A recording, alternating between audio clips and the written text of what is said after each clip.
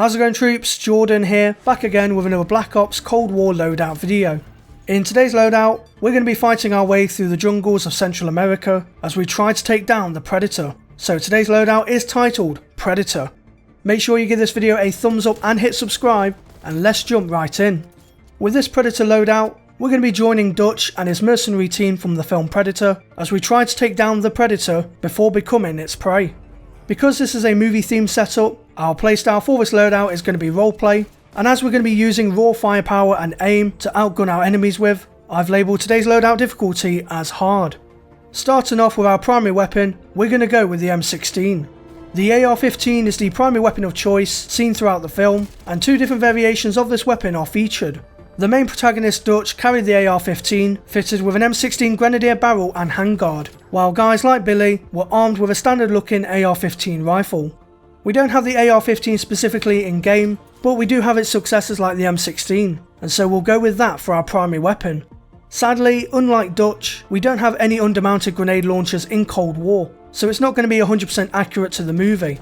But we're not going to go completely bare bones with the M16, so let's talk attachments. Our first attachment is going to be the SOCOM Eliminator. The SOCOM muzzle helps to reduce our muzzle climb, and we see how accurate Dutch is with the AR-15 as he kills a load of those Spanish insurgents during that village shootout, so that's why we'll go with that. Next attachment is going to be the 20.5-inch Task Force barrel.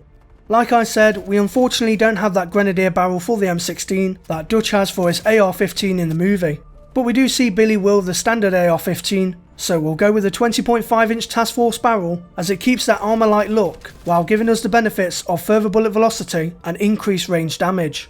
And lastly, our third attachment is going to be the 45 round mag. And we're not just choosing this for the extra ammunition, but it fits the magazines used by Dutch and the gang, so that's why we'll choose that as our final attachment. So now that we've discussed our primary weapon configuration, it's time to move on to our secondary weapon of choice for this loadout. For our secondary weapon, we're going to choose the MP5. But in order to equip the MP5 in our secondary slot, we're going to have to use the Lawbreaker wildcard. At first glance, the Heckler & Koch MP5A3 is another main weapon featured in Predator, but according to IMFDB, this is not the case. It's actually the Heckler & Koch HK94 that is the featured weapon, which was made to resemble the MP5A3 in the movie. The HK94 is seen wielded by both Dylan and Poncho, and so that's why we're going to go with the MP5. Just like our M16 though, we're not going to go in bare bones, so starting off with our first attachment, we're going to go once again with the SOCOM Eliminator, and we're going with this muzzle for the same reason as our M16. For our second attachment, we're going to go with a 9.5-inch Ranger.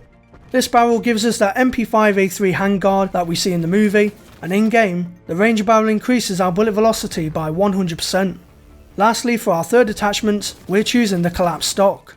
The stock on the HK94s that were used by both Dylan and Poncho were collapsed in, and so that's why for our last attachment, we'll choose the collapsed stock. So now that we've discussed our primary and secondary weapon configurations, it's time to move on to our perk setup. Starting with our tier 1 perk, we're going to choose Paranoia. Once the guys realise it wasn't the insurgents who killed and skinned Jim Hopper and his crew, after it was revealed that their actual mission was to retrieve intelligence from any captured operatives, the team make their way to the extraction point. However, when their captive Anna tries to run free, Hawkins chases after her and gets killed by the Predator. Now knowing that there is a murderous creature on the loose, Dutch and the team become paranoid of where this creature might be, especially Billy, who senses the Predator up in the trees ahead, so that's why we'll go with Paranoia. And for our second and third perks, we're going to make further use of Lawbreaker by equipping two perks from tier 3, and those two perks are Cold-Blooded and Ninja. Towards the end of Predator, Dutch swims back to land as he fell off the top of a waterfall just beforehand. As he claws his way safely onto land, the Predator follows suit and starts to swim towards Dutch, forcing him to crawl through the wet mud. After doing so, he's soon covered in it, but it works out in his favour as the cold dampness of the mud hides his body temperature from showing up in the Predator's thermal vision, turning him cold-blooded. So because of this, we'll choose Cold-Blooded as well. And lastly, with the Ninja perk, we hear throughout the film that the team should move around as quietly as can be, as they don't want the insurgents nor the Predator to hear them coming, so we're going to equip Ninja to reference this. Moving on now to our equipment and field upgrade. For our lethal equipment, we're going to go with a frag grenade. M67 frag grenades are seen attached onto Dutch's body vest, so we're going to go with a frag for this reason. As for our tactical equipment, we're going to go with a flashbang.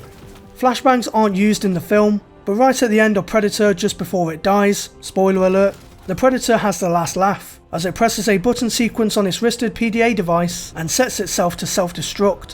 When the detonation happens, the night sky is illuminated in a bright white light, so we'll go with a flashbang to reference this. And lastly, for our field upgrade, we're choosing the proximity mine. There's a point in the movie where the team learns that the Predator bleeds, and they need to think smart in order to kill it. The team then work together to build traps, like claymores and netting, in an attempt to capture and kill the Predator.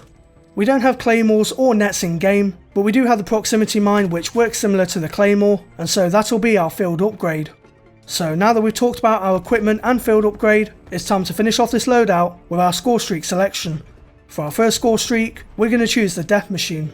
In Predator, the minigun was wielded by Blaine, and it's in the Hawkins murder sequence that we see Blaine crank up the minigun and free fire into the jungle vastness, so we'll go with the death machine to reference this. For our second score streak, we're going to choose the war machine. In the film, Poncho is seen carrying around a World War II era flare launcher, which has the badass name of AN-M5 Pyrotechnic Discharger that was custom made for the mission.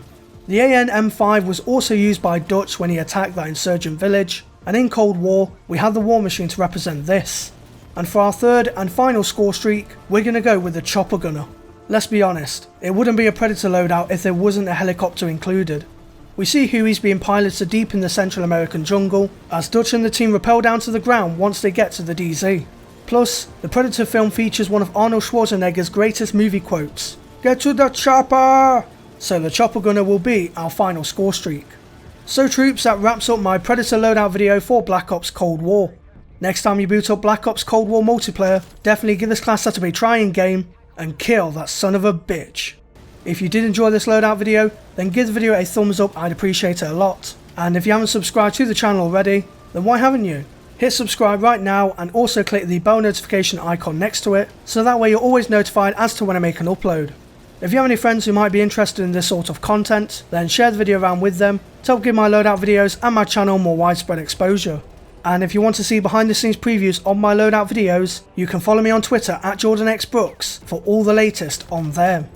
So until the next video, I thank you all for watching, stay true to me troops, and I'll see you in game. You son of a bitch.